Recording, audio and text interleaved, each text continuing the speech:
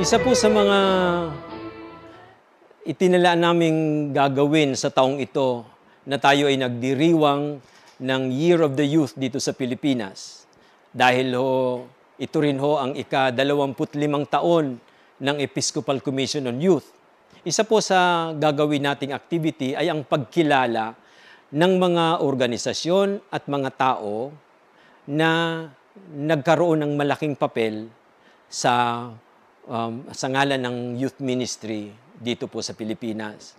Kaya ito po, ay nais ko pong sambitin na meron kaming paghahanda at humihingi kami ng tulong sa inyo na pumili kayo at irekomenda ninyo ang sino mang tao o organisasyon na sa palagay ninyo ay naging malaking tulong para lumago, yumabong at magbunga ang youth ministry dito sa Pilipinas. May mga komunikasyon po kaming ipapadala sa respective diocesan youth ministries tungkol dito.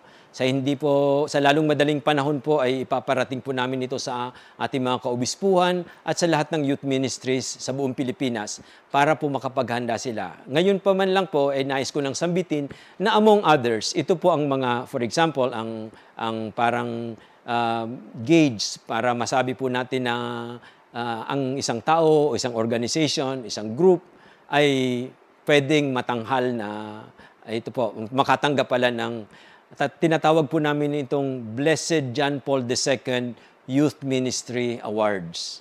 At ang mga awardee po ay yung mga naging una, yung mga naging model para sa atin sa youth ministry. Kabataan man po ito, umatanda, buhay pa man po o yumao na, ito pong mga taong ito ay sa inyong palagay, nag-alay ng kanilang buhay para po ang kabataan at ang paglilingkod ng simbahan sa kanila, sa mga kabataan, ay maging makahulugan at mabunga. Sila rin po yung mga nagkaloob ng karanasan, ng mga anong istruktura o they came up with certain programs that helped the youth ministry in the Philippines to really grow, bloom, and bear fruit.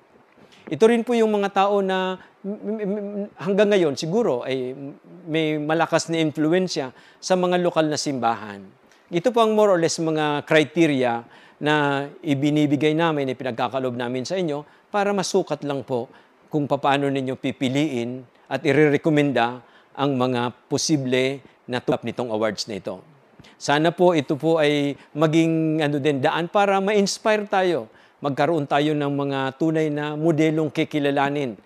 Lalo't higit po ay pinagdiriwang natin ngayon ang ika-25 taon ng ating buhay bilang youth ministry, komisyon ng youth ministry dito sa Pilipinas.